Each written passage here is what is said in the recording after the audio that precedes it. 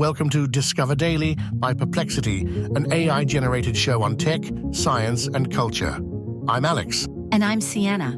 Today we're exploring how language follows fascinating mathematical patterns that could tell us something fundamental about how our brains work.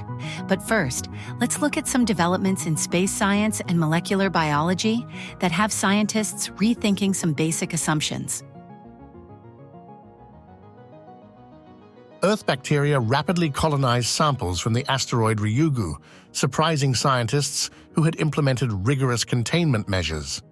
The contamination occurred after the Japanese Hayabusa2 spacecraft brought the samples back to Earth, despite using vacuum rooms and nitrogen-filled canisters for protection. Within just weeks of atmospheric exposure, the bacterial population grew from 11 to 147 microbes, demonstrating the remarkable adaptability of Earth's organisms to extraterrestrial material. The colonization process was documented through careful observation. Scientists discovered rod-shaped and filamentous structures characteristic of common soil bacteria, with the microbes showing a generation time of 5.2 days. These organisms, likely belonging to the bacillus family, appeared on the rock surface, spread over time, and eventually died off. What makes this particularly noteworthy is how Earth-based organisms managed to colonize material from an asteroid that's 4.5 billion years old. While this presented challenges for studying the pristine samples, it demonstrated the remarkable ability of terrestrial microbes to adapt to and colonize extraterrestrial materials, even under strict contamination control measures. The research team's nano X-ray scans confirmed the samples were initially microbe-free, showing the contamination occurred only after Earth's atmospheric exposure. This rapid bacterial growth poses a challenge for scientists studying pristine space samples, as even the most rigorous containment protocols may not be enough to prevent microbial colonization. The findings also highlight the importance of developing more advanced containment methods for future missions, especially those aimed at detecting potential biological signatures on other worlds. In other news that's making scientists reconsider some fundamental assumptions, a NASA-funded study has found that RNA shows no consistent preference for left or right-handed amino acids. This discovery challenges what we thought we knew about how life developed its distinct molecular handedness. You see, life on Earth exclusively uses left-handed amino acids to build proteins. Scientists long wondered if this preference came from RNA's chemical properties in life's earliest days. But when researchers tested 15 different ribozyme combinations under conditions simulating early Earth, they found something unexpected. While individual ribozymes could show preferences for either left or right-handed building blocks, there was no universal bias toward either form. This finding suggests that life's preference for left-handed molecules likely emerged through evolution rather than chemical predetermination. It's particularly relevant for how we search for life beyond Earth, as we might need to broaden our criteria for what chemical signatures could indicate biological activity.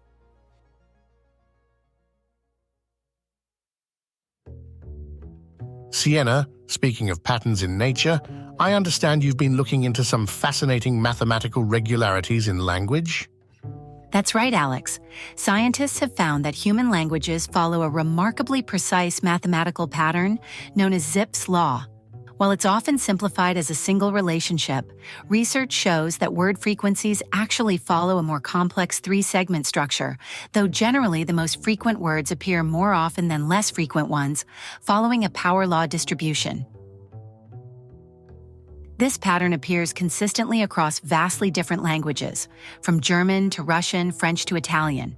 When plotted on a graph, it creates a distinctive curve that's similar, though not identical, across languages. What's particularly interesting is how this might reflect the way our brains process information. The consistency of this pattern suggests it's tied to fundamental aspects of human cognition. Scientists think it emerges from a balance between two competing needs. Speakers want to use fewer, common words to communicate efficiently, while listeners need enough specific words to understand the message clearly. This balancing act appears to be universal, transcending cultural and linguistic boundaries. Recent research has shown that this pattern isn't just about words either. Similar distributions show up in other complex systems, from the sizes of cities to the brightness of stars. The dual processing theory in cognitive science helps explain this phenomenon. Our brains employ two distinct systems for language: a fast, intuitive system for common words and a slower, more deliberate system for less frequent ones. This cognitive architecture may explain why word frequencies follow such a consistent mathematical pattern across languages. What makes this especially relevant now is how it's helping develop more natural language processing systems. By understanding these underlying patterns, developers can create AI systems that better mirror human communication patterns. For instance, chatbots and translation tools that account for Zipf's law tend to produce more natural-sounding language.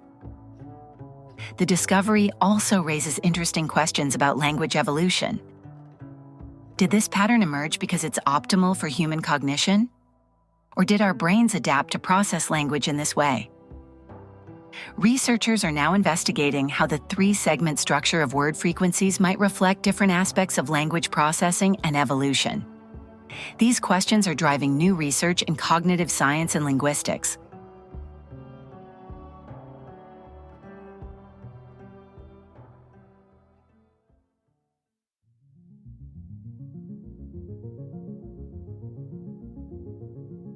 That's it for today. Thanks for tuning in, and don't forget to subscribe on your favorite platform. For more info on anything we covered today, check out the links in our episode description. And don't forget, you can now access Perplexity's AI-powered knowledge base on the go with the mobile app, available for both Android and iOS. We also just released the Perplexity desktop app for Mac OS. In other Perplexity news, we're excited to announce that Perplexity now offers a comprehensive one-stop shopping solution where you can both research and purchase products. The platform now features Buy with Pro, a first-of-its-kind AI commerce experience offering one-click checkout and free shipping for Pro users in the US.